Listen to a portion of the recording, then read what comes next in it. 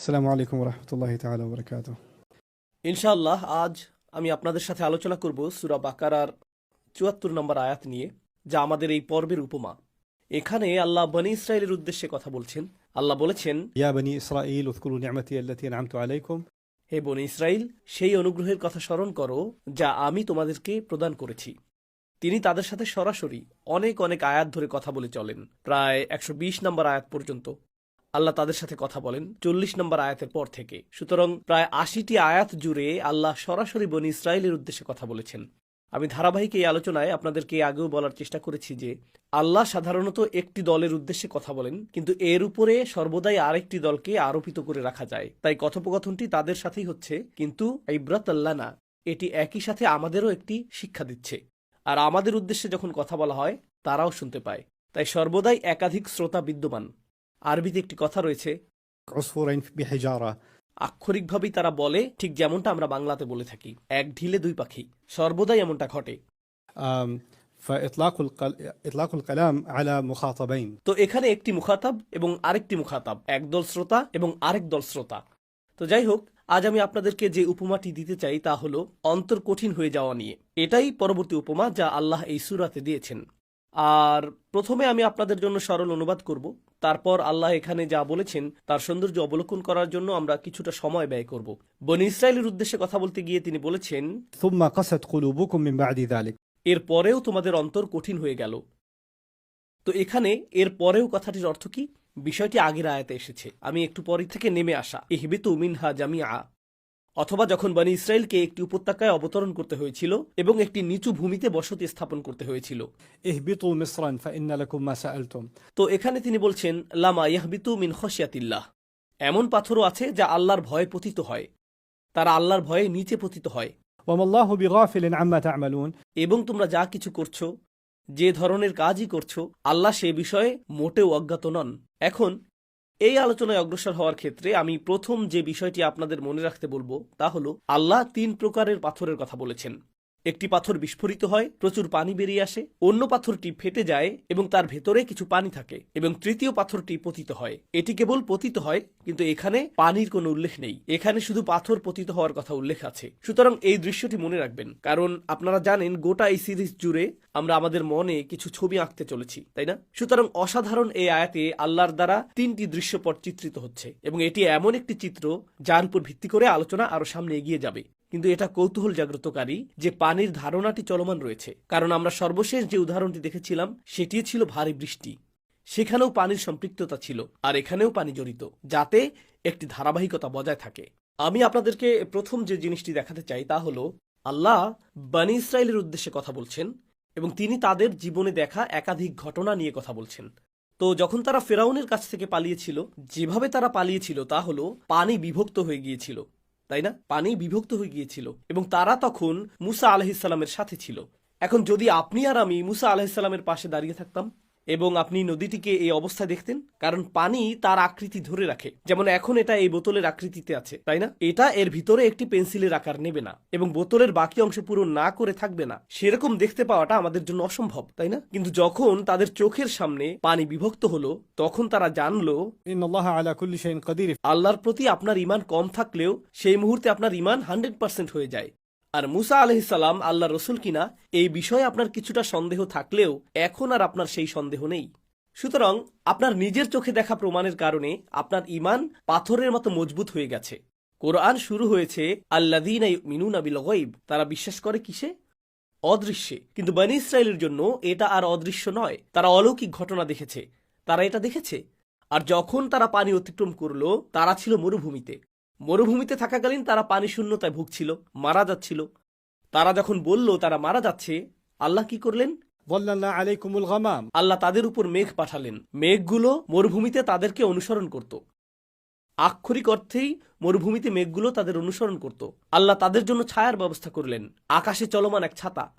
আর অবশ্যই এটা অনুধাবনযোগ্য যে যখন মেঘ আপনাকে অনুসরণ করে তখন বৃষ্টিও নেমে আসে, তাই এটি তাদেরকে শীতল রাখত। এই সব কিছুর উপরে আল্লাহ বলছেন, وأنزلنا عليكم المن والسلوى. যে কারোর জন্য অপরিহার্য পুষ্টি উপাদান হলো আমিষ এবং শর্করা। তাই আপনার কিছুটা মাংস, কোনো ধরনের আমিষ প্রয়োজন, আপনার কিছুটা শর্করাও প্রয়োজন। তাই আল্লাহ মান্না ও সালোয়া পাঠালেন, যা আমিষ এবং শর্করা উভয়েরই যোগান দিত, আর এতে চর্বিও ছিল। সুতরাং সকল ধরনের পুষ্টিগুণই অন্তর্ভুক্ত ছিল। পুষ্টি সচেতন মানুষেরা বুঝবেন সকল ধরনের পুষ্টিগুণই অন্তর্ভুক্ত ছিল। পানির প্রয়োজনও পূর্ণ হলো, কিন্তু সেটাও যথেষ্ট ছিল না, কারণ পান করার জন্য আপনার পর্যাপ্ত পানি প্রয়োজন। শুধু বৃষ্টির পানি নয়, পান করার জন্য আপনার পর্যাপ্ত পানি প্রয়োজন, গোসল এবং ধোয়া মোছার জন্য পানি প্রয়োজন, অন্যান্য অপরিহার্য কাজের জন্য পানি প্রয়োজন। যে কোনো সভ্যতার জন্য পানি একটা অপরিহার্য জিনিস। সুতরাং اضرب بعصاك الحجر فانفجرت منه 12 عينا. আল্লাহ মুসা আলাহিসাল্লামকে বললেন, সেই লাঠিটি নাও যা পানিকে বিভক্ত করেছিল, সেই লাঠিটি নাও এবং এখান থেকে 12টি ঝর্ণা বেরিয়ে আসবে। প্রসঙ্গক্রমে এটাই প্রথম মুজিজা ছিল না। প্রথম যে মুজিজা তারা দেখেছিল, লাঠি সাপে পরিণত হওয়া এবং হাত সাদা হয়ে যাওয়া। মিশরেও তারা 9টি নিদর্শন দেখেছিল। সুতরাং তারা দেখেছে এবং দেখেছে এবং দেখেছে। এটাই একমাত্র মুজিজা নয়, তারা একের পর এক বহু মুজিজা দেখেছে। সুতরাং সেই মুহূর্তে আপনার ঈমান সত্যিই অনেক উচ্চ স্তরে থাকা উচিত।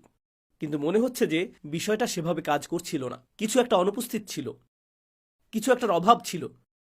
সুতরাং অবিশ্বাস করার মতো কোনো কারণই বাকি ছিল না, কারণ আপনি যৌক্তিকভাবেই বলতে পারেন না, আমি নিশ্চিত নই সে নবী কিনা, আমি জানি না আমি সৃষ্টিকর্তায় বিশ্বাস করি কিনা। আপনি যদি বানী ইসরায়েলের মধ্যে বাস করতেন, আপনার এসব দার্শনিক যুক্তির সুযোগ ছিল না।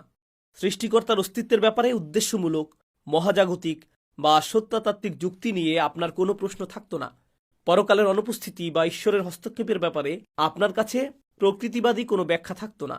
আপনার কাছে সেটা থাকত না, কারণ প্রমাণগুলো অপ্রতিরোধ্যভাবে আপনার মুখের সামনেই ছিল। সবাই এটা দেখেছে, এমনকি ফেরাউনও তা দেখেছিল। এমনকি ফেরাউন, কাফেরদের সম্রাট, মৃত্যুর আগে সে ইসলাম গ্রহণের চেষ্টা করেছিল। তারা এর সবই দেখেছে। তারা অনেক পরাক্রমশালী বাদশাকে আল্লাহর শক্তির সামনে ভেঙে পড়তে দেখেছে। সুতরাং কোনো সন্দেহ নেই, সন্দেহের কোনো অবকাশই বাকি ছিল না। তবুও এর পর যা ঘটল তা হলো, তাদের মধ্যে এক ব্যক্তি আরেক ব্যক্তিকে হত্যা করার ঘটনা ঘটল।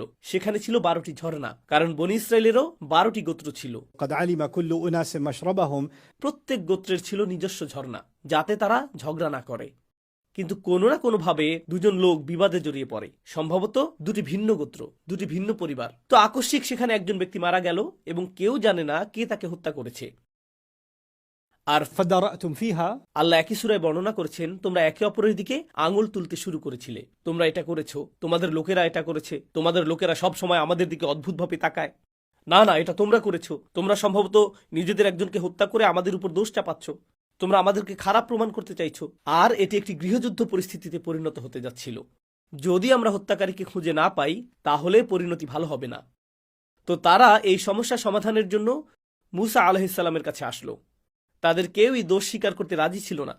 তখন মুসা আলাইহিসসালাম উত্তরের জন্য আল্লাহর মুখাপেক্ষী হলেন।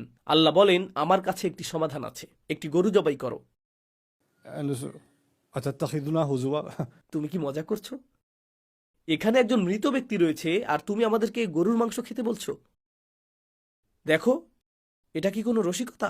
এখন সমস্যা হলো, যখন ফেরাউন তোমাদেরকে হত্যা করতে উদ্যত হলো, আল্লাহ বলেছিলেন লাঠি দিয়ে আঘাত করো। তখন কিন্তু তারা বলেনি, ও পৃথিবীর সবচাইতে বড় সেনাবাহিনী আমাদের মারতে আসছে আর তুমি একটা লাঠি নাড়তে চাইছো, এটা আমাদের সমস্যার সমাধান করবে। কিন্তু তারা কি আগের সমস্যার সমাধান হতে দেখেছে? যখন আল্লাহ পাথরে আঘাত করার আদেশ দেন এবং পানি বেরিয়ে আসে, তারা কি আগে তা দেখেনি? তো যখন মুসা আলাইহিসসালাম এসে বললেন, আল্লাহ আমাকে বলেছেন যে তোমাদের একটি গরু জবাই করা উচিত, পূর্বের ইতিহাস বিবেচনা করে তাদের বলা উচিত ছিল, চলো একটি গরু নিয়ে আসি, চলো জবাই করি। কিন্তু কোনো কারণে তারা বলল, না না, আসল কথায় আসো, আমরা এই সমস্যার সমাধান কিভাবে করব? গরু জবাই করার মানে কি? أتتخذنا هزوا. আর মুসা আলাইহিসসালাম এই লোকদের উপর তার মেজাজ হারাতে বসেছিলেন। والله أعوذ بالله أن أكون من الجاهلين. এই শব্দগুলো কৌতূহল জাগ্রতকারী। এগুলো বোঝার একাধিক উপায় রয়েছে। একটি উপায় হলো, الجهل إذ عدم السيطرة على المشاعر. সুতরাং মেজাজ নিয়ন্ত্রণ না করতে পারলে আপনি জাহেল হয়ে যেতে পারেন। মুসা আলাইহিসসালামের রাগ ছিল। আপনারা জানেন, যখন তিনি ঘুষি মারেন খারাপ কিছু ঘটে যায়। মিশরে এটা আগেই ঘটেছে। তো যখন তারা এসে বলল, তুমি কি ঠাট্টা করছো, আমি মোটামুটি নিশ্চিত তার মনের কোথাও এমন চলছিল, এক তো লাগাদু, শুধু একটা হলেও মারা উচিত, একজনকে দিয়ে হলেও একটা দৃষ্টান্ত স্থাপন করা উচিত। কিন্তু তিনি জানেন, যদি তিনি তা করেন, সেই লোকটি যে মারা যাবে, শুধু তাই নয়, তখন লাশ হবে দুটো, একটা নয়। সুতরাং তিনি এদের বিপরীতে নিজের মেজাজ নিয়ন্ত্রণের জন্য আল্লাহর কাছে আশ্রয় চাইলেন, তাই না? أعوذ بالله أن أكون من الجاهلين. তো গরুর এই ঘটনাটি চলতে থাকলো। ওকে, আচ্ছা তুমি চাও আমরা জবাই করি, কি ধরনের গরু চাও? তুমি কি আরো নির্দিষ্ট করে বলতে পারো? আমরা গরুর বিষয়টা বুঝতে পারছি না। তুমি আমাদেরকে এর আকার, পরিমাপ এবং ধরন সম্পর্কে নির্দিষ্ট বিবরণ দাও। এর বিবরণ তো দাওনি। আর মুসা আলহিসাল্লাম আল্লাহর সাথে কথা বলতে ফিরে গেলেন, একটি জবাব নিয়ে আসলেন। তারা তাকে উপহাস করলো, আবারও তাকে বিদ্রুপ করলো, ফেরত পাঠালো। আরো বর্ণনা চাই, আরো বর্ণনা চাই। অবশেষে গরুটি একটি হলুদ গরু হিসেবে নির্ধারিত হলো। আপনাদের জন্য গল্পটা আমি সংক্ষেপে বলছি। হলুদ রংটি তাৎপর্যপূর্ণ, হলুদ রংটি গুরুত্বপূর্ণ। কেন?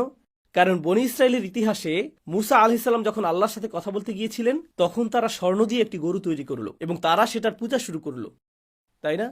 তো স্বর্ণের তৈরি গরুর কাছাকাছি জীবন্ত উদাহরণ কি হতে পারে? হলুদ গরু, তাই না? তোমরা যখন হলুদ গরুটা জবাই করবে, এটা তোমাদের ভেতরের শিরকে ভেঙে দেবে, যা এখনো তোমাদের মধ্যে রয়েছে।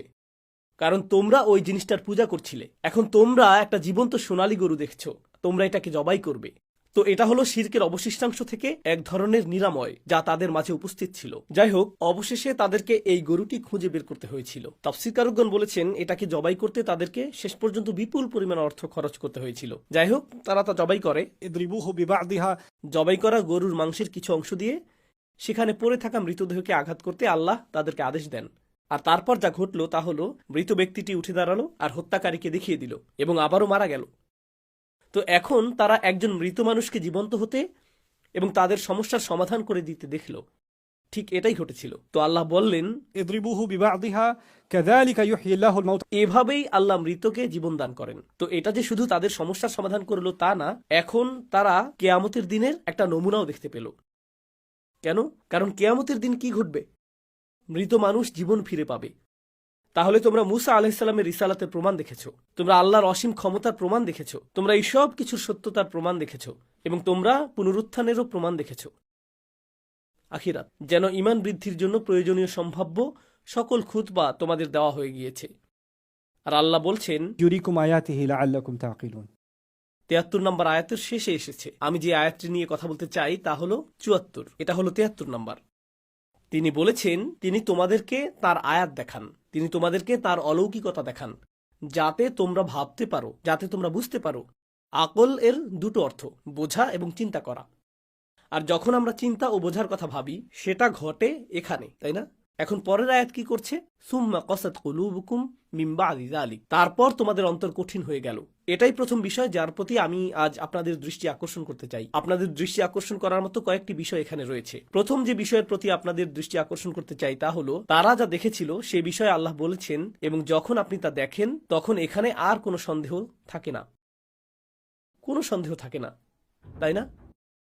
কোনো সন্দেহ থাকে না, তাই না? আর যখন তা ঘটল, আল্লাহ বললেন, আমি তোমাদের এই আয়াতগুলো দেখিয়েছি যাতে তোমরা বুঝতে পারো। সুতরাং তোমাদের বোঝার মধ্যে কোনো কমতি নেই। তবুও কি কঠিন হয়ে গেল? অন্তর কঠিন হয়ে গেল। সুতরাং এখন আল্লাহ অন্তর এবং মনের মধ্যে একটি পার্থক্য, একটি বিভেদ তৈরি করেছেন। আপনি আর আমি এই দিনে জ্ঞানী হতে পারি, আমরা বুঝতে পারি, আমরা প্রত্যয়ী হতে পারি। নাস্তিকদের সাথে বিতর্কের সকল যুক্তি আমাদের কাছে থাকতে পারে। ইংল্যান্ডে পার্কগুলোতে এমন বিতর্ক হয়ে থাকে, তাই না? আপনারা নাস্তিকদের সাথে বিতর্ক করেন, এটা এখানে প্রচলিত। তো আপনি তা করতে পারেন। কোরআনের অলৌকিকতার সপক্ষে আপনার কাছে সমস্ত প্রমাণ থাকতে পারে এবং আপনার খ্রিস্টান বা ইহুদি বন্ধু বা অন্য কারোর সাথে তর্ক করার জন্য সকল যুক্তি থাকতে পারে এবং আপনার অস্ত্রাগার প্রস্তুত ও সজ্জিত থাকতে পারে। তাকিলুন, আপনি বুঝতে পারেন, আপনার কাছে প্রমাণ আছে এবং আপনি তা বোঝেন। আল্লাহ এমন লোকদের উদ্দেশ্যে বলছেন যারা এটা বোঝে, তারা জানে, তারা উপলব্ধি করে। তবুও কি কঠিন হওয়ার কথা বললেন? অন্তর কঠিন হয়ে যায়। মনে হচ্ছে এখানে দুটি অংশ আছে, আমার ভিতরে, আপনার ভিতরে, প্রত্যেকের ভিতরে এমন দুটি জিনিস আছে যা ঠিক করে আমরা কেমন মানুষ হব, আমাদের পছন্দ কেমন হবে। এটা কেবল আমাদের মস্তিষ্ক নয়। আমাদের মস্তিষ্ককে একটি রোবট বা একটি ক্যালকুলেটর বা একটি কম্পিউটারের মতো ভাবুন। এটা যুক্তিবাদী, তাই না? মস্তিষ্ক বলে আগুন পোড়ায়, আপনি এটা স্পর্শ করবেন না। সহজ, এটা একটা যৌক্তিক সিদ্ধান্ত, আপনি তা করবেন না। কিন্তু আমরা অতটা সরল নই, তাই না? আমরা আরো জটিল। অনেক ফুসফুসের সার্জন, ফুসফুসের বিশেষজ্ঞ আছেন যারা ধূমপান করেন। এটা যুক্তিসঙ্গত নয়। যখন আপনি তাদেরকে বলেন ধূমপান ফুসফুসের যে ক্ষতি করে, এই গ্রহের বেশিরভাগ মানুষের চেয়ে তো আপনিই তা বেশি জানেন। আপনি তা দেখেছেন, আপনি মানুষের ফুসফুস উন্মুক্ত করেছেন, আপনি সেটা দেখেছেন। আপনি কেন ধূমপান করেন? মাঝে মাঝে আমি চাপে থাকি, স্নায়ুকে শান্ত করার জন্য করি। মাঝে মাঝে সন্তান, চাকরি আমাকে অস্থির করে ফেলে। ও, এটাকে শান্ত করার জন্য? তার বিবেচনা, তার মস্তিষ্ক বলছে এটা করো না, আর তার অন্তর বলে মাঝে মাঝে এটা করা যায়। অন্তর এতটাই শক্তিশালী যে এটি আপনার মস্তিষ্ককে বন্ধ করে দিতে পারে। আরবদের একটি প্রবাদ আছে, যুবকরা এটা ভালো বুঝবে। ليس في الحب مشورة. যখন আপনি প্রেমে পড়েন, কোনো পরামর্শই ফেরাতে পারে না। বেচারা বাবা মা ছেলেটিকে ইমামের কাছে নিয়ে আসে, দয়া করে ওকে একটু বুঝান। তারপর তারা থেরাপিস্টের কাছে নিয়ে যায়, দয়া করে ওকে একটু বুঝান। তারপর তারা তাকে এমন কারো কাছে নিয়ে যায় যে রুকিয়াহ করে। তারপর তারা তাকে প্রবীণ কোনো ব্যক্তির কাছে নিয়ে যায়। আপনি যে পরামর্শই দিন না কেন, ছেলেটা এমন, আচ্ছা আচ্ছা আমি বুঝেছি, আমি বুঝতে পারছি, না আমি আসলে বুঝিনি। কারণ আপনি তার এখানে পৌঁছানোর চেষ্টা করছেন। সমস্যাটা আসলে কোথায়? সমস্যাটা হলো এখানে, এটা মূলত এখানে। তো আল্লাহ আমাদের জন্য একটি বাস্তবতা তুলে ধরছেন যে আল্লাহর সাথে আমাদের সম্পর্ক এবং সত্যের সাথে আমাদের সম্পর্ক শুধুমাত্র শেখার সম্পর্ক নয়, সেটা তো এখানে হৃদয়ের সাথেও একটি সম্পর্ক আছে।